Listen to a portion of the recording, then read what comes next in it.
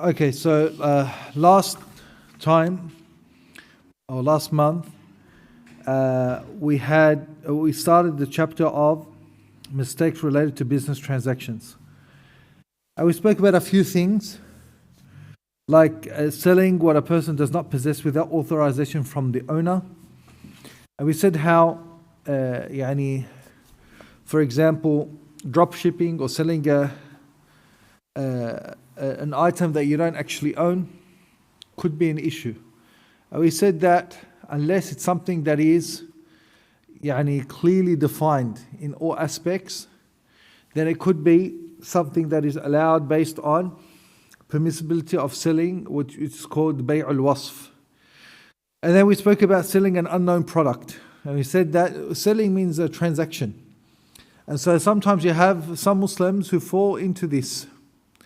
For example, in those machines where the claw machine, where you put $2 to get a claw, to get you paid that money with the intention to get what? To get the toy. You wanted to get that teddy bear, whatever it is.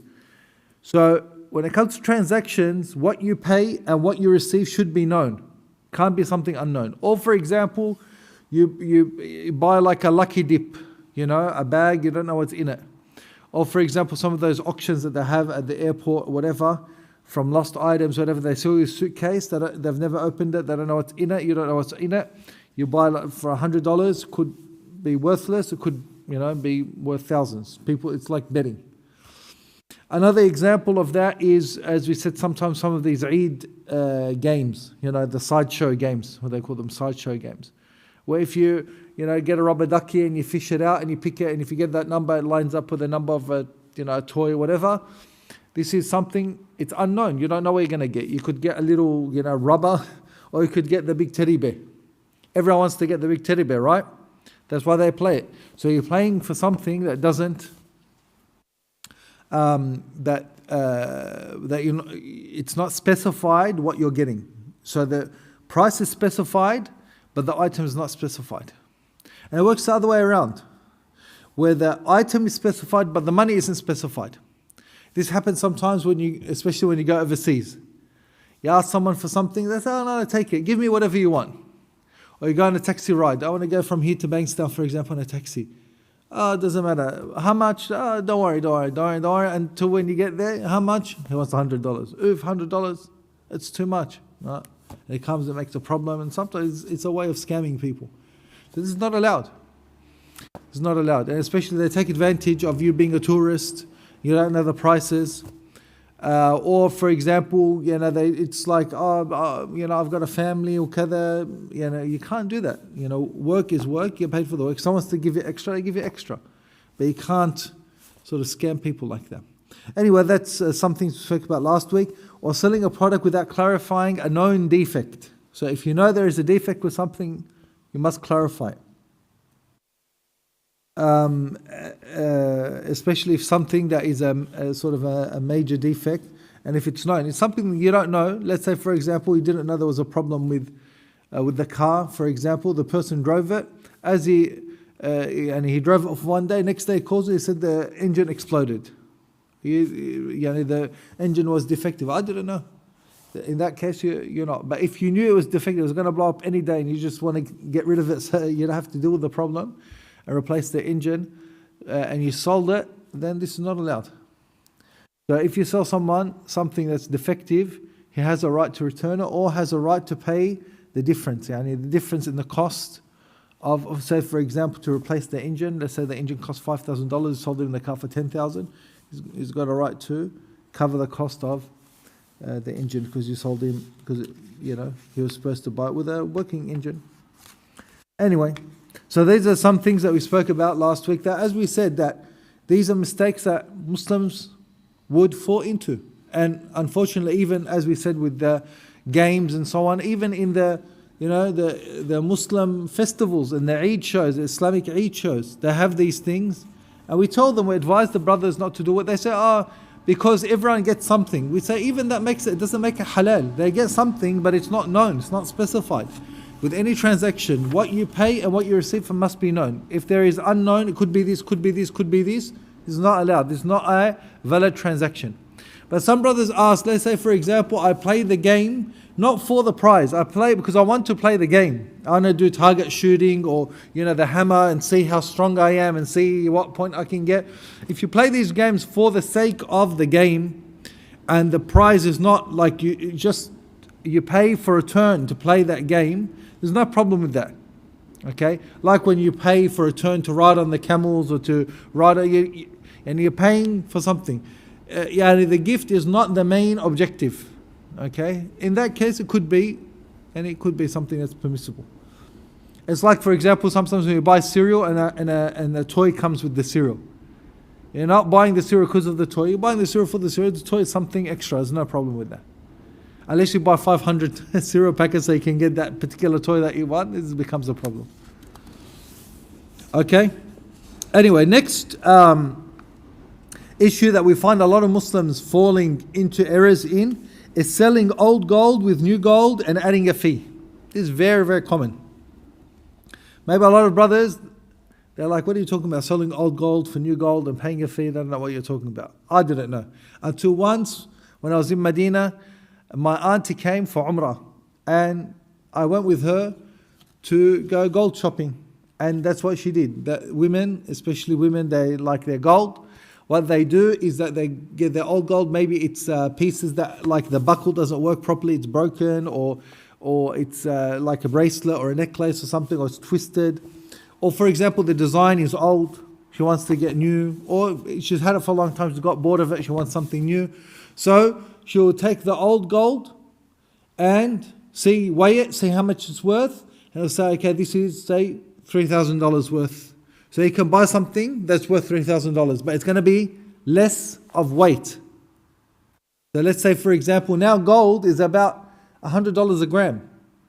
It's very expensive now. Back not so long ago, it was about $50 a gram.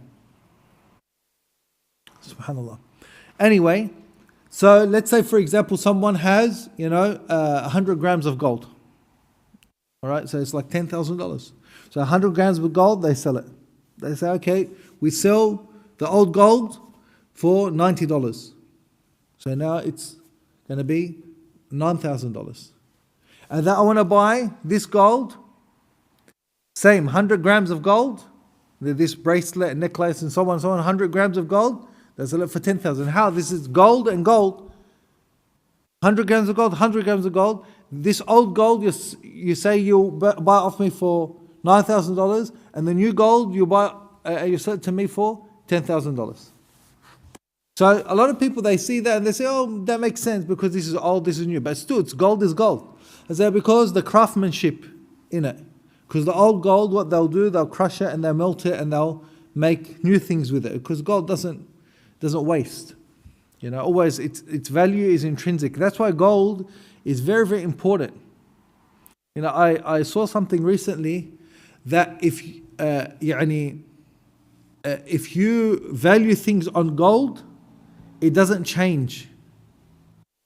Like for example, like a lot of our parents or whatever, our grandparents, especially if they came, like my parents came to Australia almost 50 years ago, they buy a house. A lot of time they talk about, that the baby boomers, they bought houses and now they look at their kids, you can't buy a house. Look, I worked hard, bought a house. You guys spend so much money, don't buy a house. Of course, it's not the same. But they said, like, if you were to buy a house, the amount back then, let's say 40, 50 years ago, the value of the house would be like 1 bar of gold or something like that. I can't remember how many bars of gold, but a certain amount of gold. Today, if you were to buy a house, the same amount of gold. Same amount in gold, it's the same. If you had that same amount of gold from 50 years ago, you had it today, you would be able to buy a house in every house today. In every house 50 years ago, same value in gold. But what's changed? Before they bought a house, I think my parents bought a house for less than $100,000 when they came to Australia. Now, the average house in Sydney is, I think, 1.6 million it's tipped now. Average house, like from the eastern suburbs to Blacktown, average. 1.6 million. All right? But that's why gold is so important. Now, you try to buy a house, it's like where am I going to 1.6? Even if I make 100,000, 200,000 a year, I'll need, I'll need 5 lifetimes to be able to save it. All right. Anyway, the the value, that's why gold is very, very important, because it actually holds its value. Currency goes up and down, and items go up and down, but with gold, it maintains its value. Anyway, so dealing in gold, so in the Sharia, gold must stay the same value. So if I exchange 100 grams of gold, I have to receive 100 grams of gold. Okay? I'm not allowed to exchange 100 grams of gold for less, because that is considered riba. It's called riba al-fadl. That give one more than the other. If it's the same item, gold and gold, silver and silver, okay, has to be the same. Like for example, if I say, for example, I have $100, 100 Australian dollars. I need 20s. Can you give me 20s? So I'll give you 4 20s for $100, $80. Would you take it? Right? Sometimes I say, yeah, I don't care. But it's not allowed, because it has to be same for same, because the same currency. So gold and gold has to be the same. 100 grams for 100 grams. Silver, 100 grams for 100 grams. Cash money, 100 Australian dollars for 100 Australian dollars in 20s. 5 20s to make $100. Can't be more or less. But can you exchange 100 Australian dollars? Now 100 Australian dollars will give you, for example, in American dollars, not 100 American dollars, give you less. Okay, so I think today the price of the Australian dollar to the American is 66 cents. So 1 Australian dollar buy 66 cents American. So someone says, I'll give you 60 cents. Give me 1 Australian dollar, I'll give you 60 American cents. Am I allowed to? On the official price is 66. Am I allowed to sell it for 60? Allowed. As long as it's all in agreement. It can be different, because it's different currency. Okay? And that's why how a lot of people made a lot of money, by exchanging currency. Okay? Anyway. But gold, you can't exchange gold for gold. You can exchange gold for silver in different amounts. Gold for cash in different amounts. But gold and gold has to be the same weight. Weight for weight. Okay? How are that? Because the carats are what the gold content. So 24 karat gold is, that's 100%. That's a 99.99%. Okay, but it's pretty much pure gold. 24 karat is pure gold. 21, they mix it with like either silver or copper or something.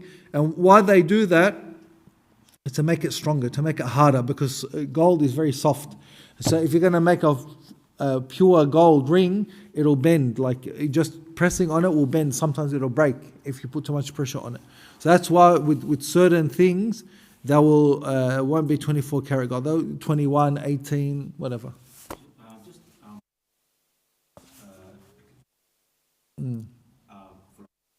Yeah.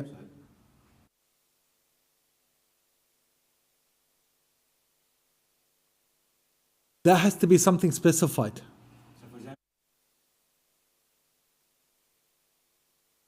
Yeah. And you want Yeah. this design Yeah. to make. Now, shop's gonna want.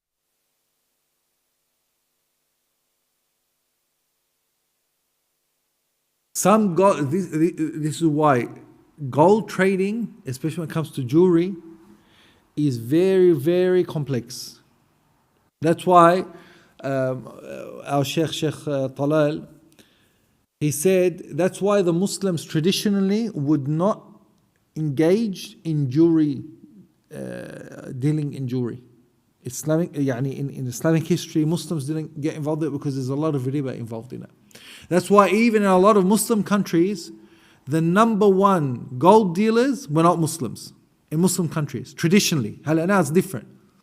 But the Jews and the Armenians were number one in the gold industry. Like in Lebanon and Syria and these areas. My father used to work in the gold industry. And, before, when he was a lot younger. And the Armenians and the Jews, because there were Jews in Lebanon and Syria and things, and they lived freely and happily. It's just the political issues that they lived for hundreds of years, in the Muslim among the Muslims and they were respected and protected. It's only because of political reasons now that the situation has changed. But they used to pretty much run the gold markets, the Armenians and the Christians. My father worked for a Christian man, you know. He was a worker. He didn't, but still. So so some of the Muslim jewelers, like especially in Syria, they, because of the issue of riba, what they would do, they say the price of the gold is this much and the price of the labor is this much. They'll separate it. Because what they will say, for example, this item we have to sell it more because of the labor. And this item we have to sell it more because of the labor. But you see, this item is a simple design. And this item is a very complex design. But you see what they are charging for the labor is the same. So it's not really for the labor, they're just marking it up. So they're not genuine. But in Syria, for example, what I was told, I didn't see it, but what I was told is that they would specify depending on would be reasonable depending on the workmanship, and the value of the workmanship would be added to the price. So the gold price is set. So in that case, it could be allowed, but still it's very dicey. That's why I said traditionally Muslims would avoid this trade in terms of jewelry especially. But gold, as raw gold, no problem dealing with it because you're dealing with weights. So now how do we avoid that? Sell in a different currency. The problem is these jewelers will never do that. Alright? So once I tried that, I went with my wife to a jeweler in Mecca. I told him, look, this is my wife's old gold. She wants to... He came and he said, okay, it's worth this much. I can't remember now how much it was. And she wants to buy something else. He said, yeah, no problem. See this much. It was like she picked something that was almost the same in terms of value. But in terms of weight, it's different. So I said, look, we want to buy this, but we can't do a swap. He goes, oh, because of riba, right? I gotcha, you know. I go, mashallah, good. So I get him, give me the cash, and then when I have the cash in my hand, then I can go and buy. So he gave me the cash, started giving me, and then right to the end, he started giving me foreign currencies, not reals. Started giving me Qatari, started giving me dirham, UAE dirham, started giving me I don't know what, and I'm like doing all these calculations in my head, right? Because the values are slightly off. And then like he's giving me like smaller, like different currencies and smaller, and then he stopped. And I'm like calculating it, took out my phone. I said it's still short. He goes, no, I can't give you. I go, why? He goes, we're not allowed. I go, then why'd you tell me you're going to give me? I go to him, I have to have it in my hand and then I'll buy it. But when I have it in my hand, I have the decision whether to buy it or not. I could just take the cash and leave. He goes, you're not allowed. We don't sell gold. I go, why are you taking it then? Okay, why are you taking it then? If it has no value to you, you can't sell it. Why are you taking it? You're going to benefit from it. You're not taking it for free. Right?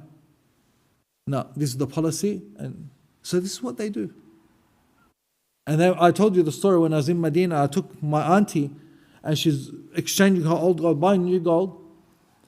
And I didn't realize what happened.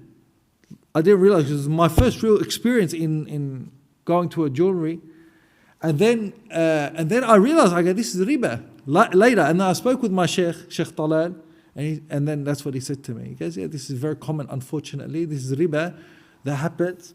And this is why the Muslims wouldn't indulge in this. But unfortunately, no one's like willing to make a solution for this.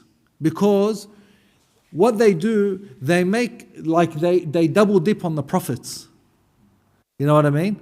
So they'll sell you the old gold for less than the value of gold. So they make a profit on that. Because if they were to sell it on the market, they get the market value. They'll say it's old gold, we'll have to sell it less, 10% less. So they're already making 10% profit on it. And then they sell you the new gold for a premium. Okay? They say it's for the workmanship, but it's the value of the gold set at the highest possible price. And then a bit more on top, they say for the... So they're making money from the loss of the old gold and from the profit of the new gold. You know, it's like when you trade in a car, one of these car dealers, right?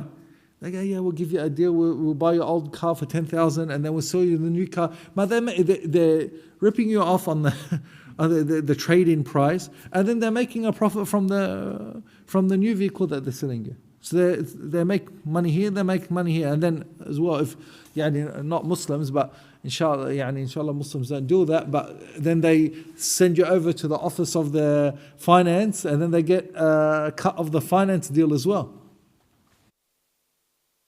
So this is what caused a problem, unfortunately. And this is why we mention it, because it's a very common problem among the Muslims. Funnily enough, these are my experiences in gold shops in Muslim countries. In Mecca, in Medina, in front of the Haram, in front of Masjid al-Nabawi, in front of Masjid al-Haram in Mecca. They said this is our policy. I went to the jewelers here in Lakemba, wallahi they sold the gold. And as well, the gold prices here I found better than over there. You know how people, they want to go overseas and Dubai gold and all of this? Wallah, I found here is better. Because at the end of the day, gold is gold. And it's got a set price. You see what's suitable. And subhanAllah. Anyway. So selling old gold with new gold and adding a fee. This is given more in return for less of the same commodity. Okay? And this is a form of usury, it's a form of riba. Gold and silver and that which takes its place is not permissible to sell unless it is hand to hand and like gold for like gold. It is the same whether the gold is coins,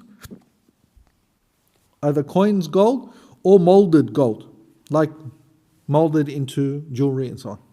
As long as it remains gold, it is not affected by being molded. So even if they say, but this is a ring, this is a necklace, still at the end, what's its value?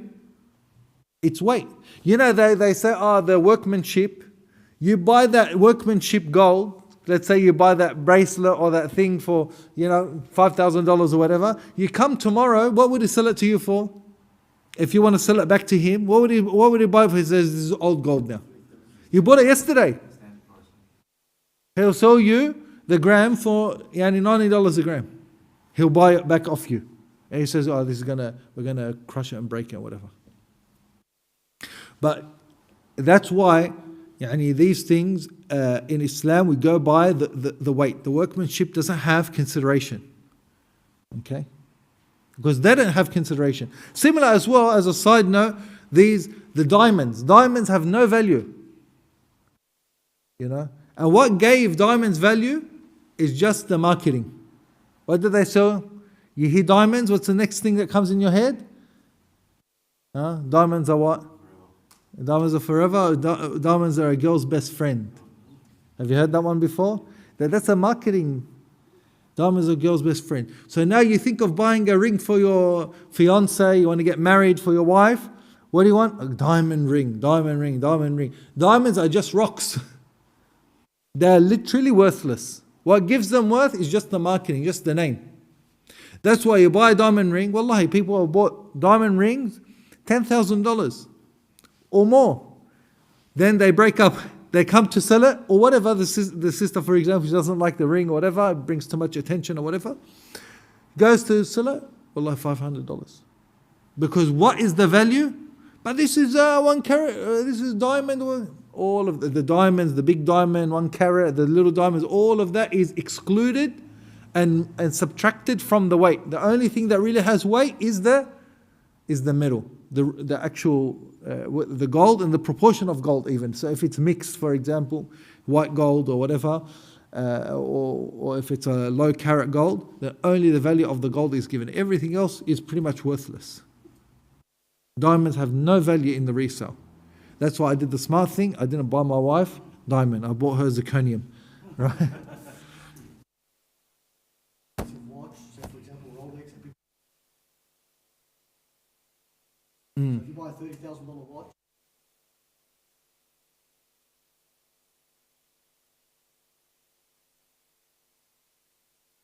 up to like 10 grand.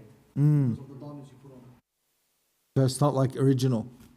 Yeah. If you bring out diamonds on it, it's your Yeah. Anyway, so diamonds that don't have any value. And like the story of diamonds is that they've got like vaults, like bank vaults, rooms and rooms and rooms full of diamonds, but they don't sell them. Because if they sell them, then the value is going to go down, because it's all about, supply and demand. So they keep the supply low to keep the prices high. because there isn't big demand on it.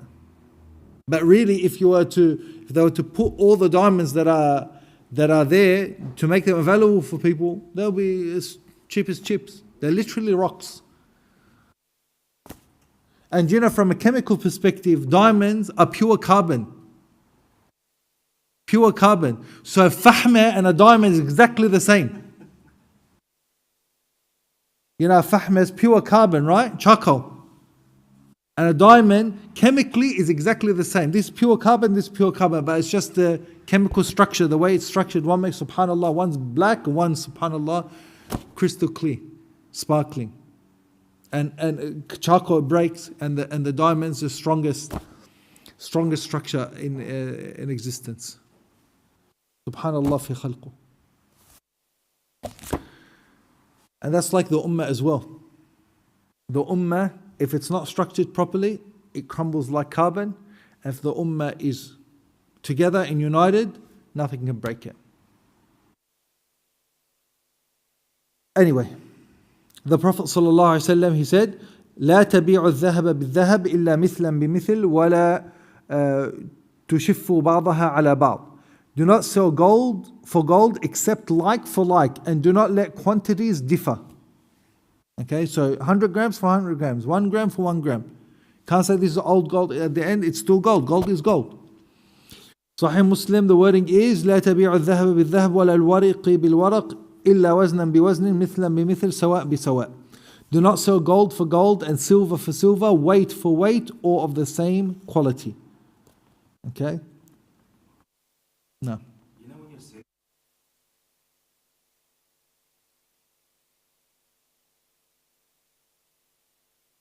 That's right. they always, Of course. so It's like the American dollar. The American dollar today is 66 cents. You go to any money exchange, will they give you 66 cents on the dollar? They always, but that's how they make their profit. So what does that mean for you? So the official rate is relative. You know what I mean? So it goes back to what you negotiate and what you're happy with. If you don't like the rate, go somewhere else.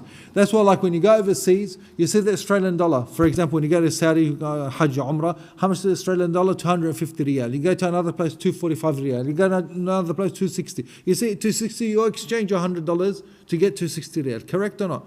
So there's no like the market rate is like the official rate, but it's up to you. So some, for example, they won't care about it because they know it's going to go up, so they'll sell it for a smaller margin. Some are happy to make a smaller margin. Some are, no, they want to make a bigger margin. So it's all trade at the end of the day.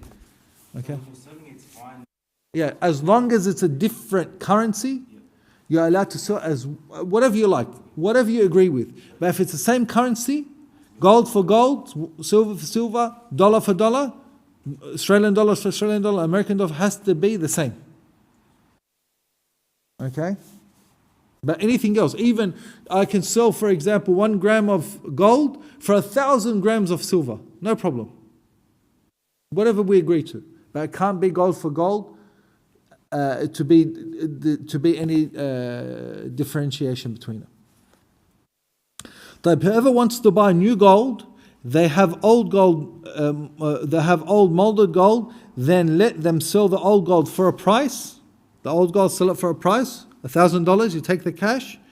And once he has the money in his hand, he can buy gold from wherever he likes, from that same shop or from another shop, because it's his money now. Whether it is molded or not, he can either buy molded. That's why, for example, now I don't like buying jewelry. Now, if I'm going to buy gold, inshallah, one day when I have money to buy gold, I buy coins. Because you don't get caught up, this is molded and this is fashioned, whatever, khalas. Coins. Lira dahab.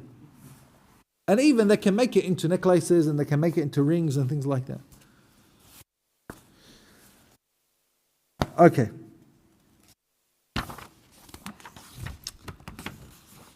I don't want to keep the brothers too long, inshallah, because I know you've been waiting. Maybe we'll just take 1 or 2 more points, inshallah. Completing 2 transactions in one. This is another mistake that a lot of people fall into. This transaction is prohibited based upon what has been narrated from Abu Hurairah radiallahu anhu. He said, the Messenger of Allah sallallahu alaihi wasallam said, "Man ba'a bay'ataini fi bay'atin falahu أو كسهما أو الربا. If anyone makes two transactions combined in one bargain, he should have the lesser of the two, or it will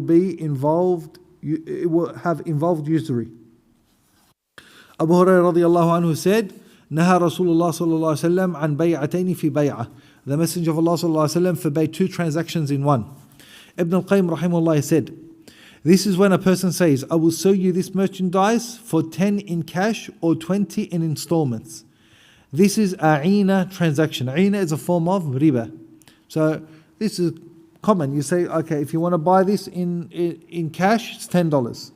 But if you want to buy in installments, you pay $1 a month for 20 months. So in the end, it'll be $20, but you buy in installments. So Ibn al-Qayyim said that this is a'ina. To sell something for a price to be paid at a later date, then to buy it back for a lower price to be paid immediately. The buyer acquires cash and will pay back a higher amount after a while. So it is as if it is a loan in the form of a sale. This is the meaning of the hadith. If the intent is immediate cash for deferred cash, then he only deserves to accept the principal amount. And it is the lower of the two prices. If he takes the higher of the two prices, then he has accepted interest, and there is no way around one of the two scenarios. Either he takes the lower of the two prices or he takes interest, and this narration cannot be understood in any other way. Okay, what does this mean?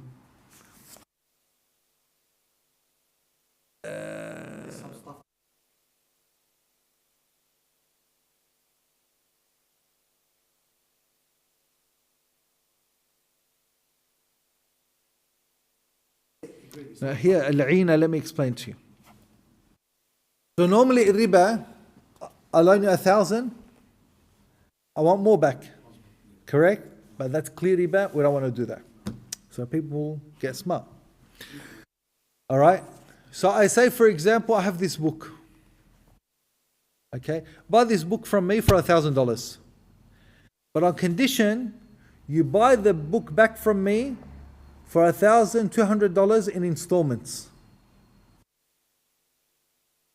Okay? Do you understand what it is? Okay. You said something wrong there. You sold me the book for 1,000 and then you sold me on condition that you buy it back. So what is happening is that the book, the item, is just a token. No.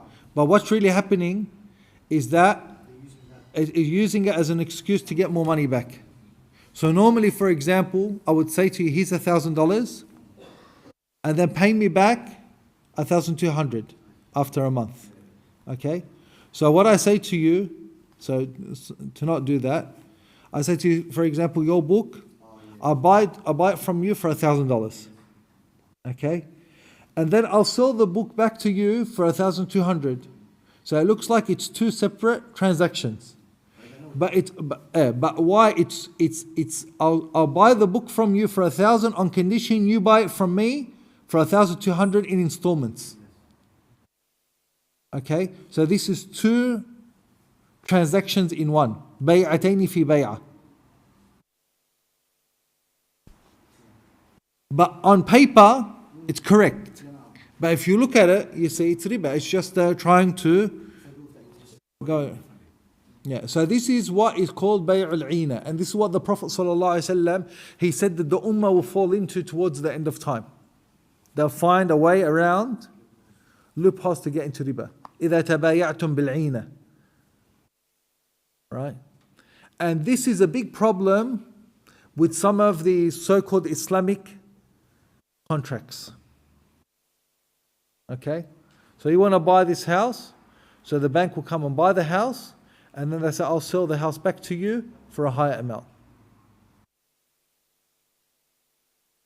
You see? So they give you the money, and then they say, and then it's like, so this is where it becomes problematic. It's like two contracts in one. They give you the money on condition that you pay them back for a higher amount, or for example, on condition that you have to rent the house from them. So they're loaning, and so you're buying, loaning, and then you're buying, and then they're renting. So this is where it becomes problematic. Okay? So that's why it's very hard to form a contract where you want to try to help people but at the same time not fall into riba. Either clear riba or inadvertent riba like this one. Okay? So that's why like the Islamic banks, they're not purposely trying to fall into riba, but they're existing to find an alternative and they try to form things in the proper way, but sometimes they fall into this. So this is why it becomes problematic. And it's very difficult. I'm not saying it's easy. Because the thing is, okay, then what's the solution? Try to find a halal alternative for people. And so that's why, and sometimes that's why a lot of people say, oh, it's the same thing, it's all riba, they're just making a muck of you. If they are, then why are they there for? So how do they do it in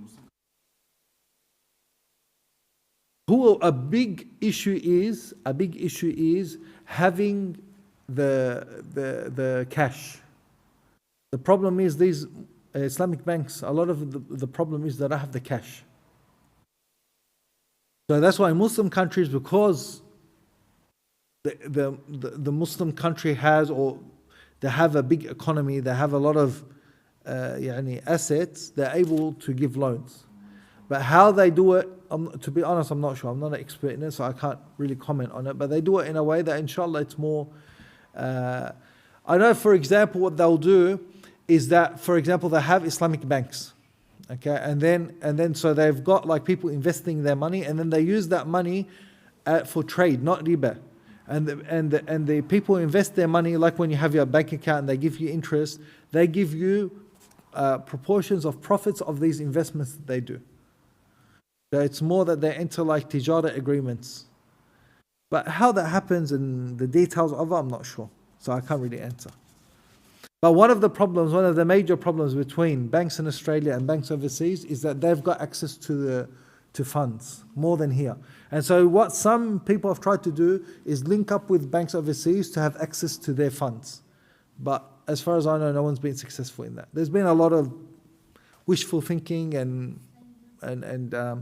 promises and things, but nothing, to my knowledge, has come into fruition.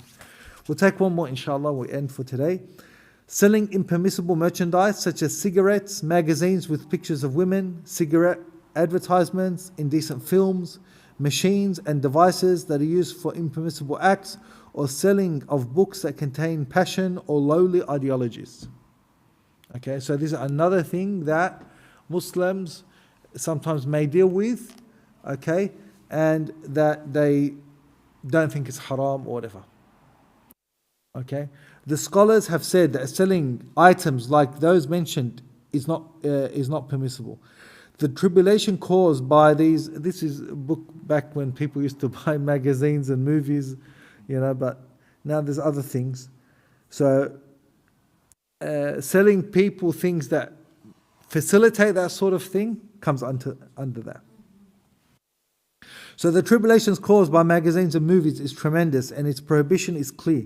Allah the Exalted says, Ya ayyuhan nabiyyu qul li azwajika wa banatika wa nisa'il mu'minin yudanina alayhinna min jalabibihin. O Prophet, tell your wives and your daughters and the women of the believers to draw their cloaks, their veils all over their bodies. So we are commanded for the women to cover their chastity. Then how does a person sell things that give access to people of women who are uncovered? This is because she calls to indecency. Allah Ta'ala says, إِنَّ الَّذِينَ يُحِبُّونَ أَن تَشِيعَ الْفَاحِشَةُ فِي الَّذِينَ آمَنُوا لَهُمْ عَذَابٌ أَلِيمٌ فِي الدُّنْيَا وَالْآخِرَةِ وَاللَّهُ يَعْلَمُ وَأَنْتُمْ لَا تَعْلَمُونَ. Verily those who like for crime of illegal sexual intercourse should be propagated among those who believe will have a painful torment in this world and in the hereafter, and Allah knows and you know not. The Messenger of Allah sallallahu alaihi wasallam, he said, "Al-mar'atu awra fa-idha kharajat istashrafa ash-shaytan." The woman is awra. That is, the whole woman is awra. So every part of the woman should be covered because the woman is attractive by her nature. When she goes out, the shaitan raises the glances towards her. Like the shaitan makes her look appealing. So even a woman in full hijab, still the shaitan makes her look appealing. So that's why the best place for the woman is not to appear in public. That's the best. And if she goes out, then she takes whatever means possible to deter the glances of men. But can it stop 100%? Wallahi, there are men who look at sisters who are covered more than the women who are not covered. Why? SubhanAllah, it happens. Why? Because this is from the shaitan. We can't think that, wallah, if we are covered, that khalas, it's going to stop fitna 100%. No, the shaitan is always there. Even a woman who's covered from head to toe, the shaitan will whisper to someone to do towards indecency. So this is, imagine a woman who's fully covered, still the shaitan tempts. So how about those enchanting, seductive pictures of the disbelieving women? The prohibition of this is known by way of evidence and consensus of the scholars. Therefore, the money earned from this likewise is unlawful. The Prophet ﷺ, he said, "Inna Allah idha harrama shay'an harrama thamanahu." When Allah forbids a thing, He also forbids its price. Okay? Consequently, to consume an unlawful earning is to consume filth and that which is impermissible. We ask Allah for safety and security. So this is unfortunately a big misconception. Some people, they deal in haram and they say, I'm not using it. For example, I was told that in America, they have a lot of bottle shops and gun shops. The majority of the people who run these bottle shops are who? Muslims. Do you know that or not? The bottle, have you seen like in American movies and stuff like that? Even sometimes like they always speak like, they always make fun of them. They're like speaking with like accents and things like that. And then they come and try to hold up the shop and Ahmad, give me the right? But I thought it was just in the movies, right? And then like a friend of mine in America, it was my colleague from America studying in Medina, he told me all of the bottle shops are all like Muslims and like Yemenis, like the brother was Yemeni, right? Yemeni Muslim. They're like all of them sell. And why? They justify in their head, these are kuffar. We're selling to kuffar, we're not selling to Muslims. We're not drinking alcohol. They sell alcohol, they sell the bottle shops and things like that. It's very common in America. But here as well, you have brothers that work in haram things, whether it's tobacco or even selling drugs. One brother said, I sell but I don't use it. And some people, drugs can have good, like some people take drugs and it just like makes them more, like it's not always bad. And then his sheikh told him, would you be happy for someone to sell it to your son? He goes, no way. Then how can you sell it to other people's sons? He said, I don't sell like bad drugs, sell like good. Well, wallah, because some people, they justify it to themselves. And then like this money that you get and you're buying food, you're feeding your children, you're feeding your family haram. And this brings the anger of Allah. And that's where you get no blessing in your life and no happiness in your life. But how many Muslims, they deal in haram, they deal in fraud, they deal in maybe selling drugs, selling tobacco, maybe they work in a what's it called, petrol station, and they sell all sorts of cigarettes or lottery tickets, in the news agencies. They say, I was selling to kuffar. Or once there was a brother, he was working as a security guard at a pub. And then a drunk guy got kicked out of the pub and he punched him and he killed him. You heard that story? Recently happened. Imagine that. Imagine that you working at he said, I'm not inside, I'm working outside. But part of your job, if someone is acting up inside the pub, you have to go inside the pub and pull him out and kick him out. And he tried to grab him, and the guy, he's off his head, he's drunk. He punched him, one punch, and he killed him. Is this the place honorable for a Muslim to be? So working in these type of jobs is something haram. Even when it comes to these illicit magazines and movies. Before, this is how people would access it. But now, like for example, people looking up to people like Andrew Tate and things like that. How did Andrew Tate? You got to live the life. I'm the top G. How did he make his money? Well, all from haram. From working women on online websites doing haram. From gambling. And people look up, Muslims look up to him. I want to be a top G. I want to be this. I want to drive around in a I don't know what's those cars called. I don't know. No, the special cars are very expensive. Baqadis, yeah, the Baqadis. That's the one. You know, everyone wants to be like that. Doesn't matter how you get there. Halal, haram. To get there, bil'aks, the only way to get there is haram. This is in their mind. But halal is too hard. Doesn't matter. Even haram, as long as I get there, then later on I'll be a good Muslim like Andrew Tate, give da'wah online. So this is the fitna. So this type of understanding is wrong.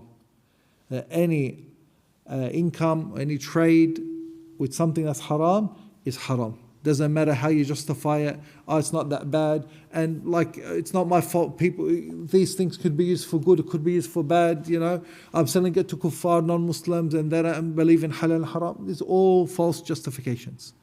If it's something haram, then its money that you get from it is haram.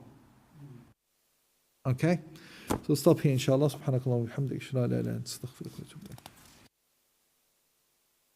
ilayk. On that set fee, if you're paying a monthly that fall on the riba, it doesn't fluctuate. Well, it's a bit of a dicey issue, because you're not really, that fee isn't really going to the person who's selling the item. It's more of like a transaction fee to cover, like sometimes, for example, you get a bill, you know, electricity bill or something like that, and if you don't pay it, they charge you extra. Why is that extra? To cover extra administration, because they had to go through your file and hire someone to go and to مثلا print another bill, and maybe then they have to get extra staff to call you and chase you up and make sure that you're paying on time, so it adds extra. So these, even in the government,